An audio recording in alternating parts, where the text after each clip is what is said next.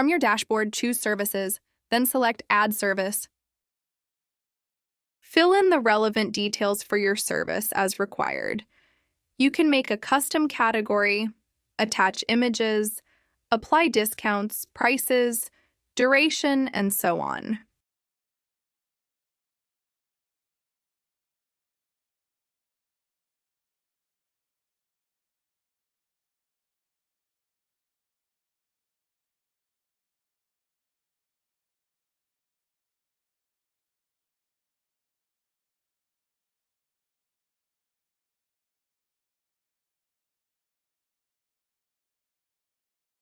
After applying your desired configuration, choose Create Service.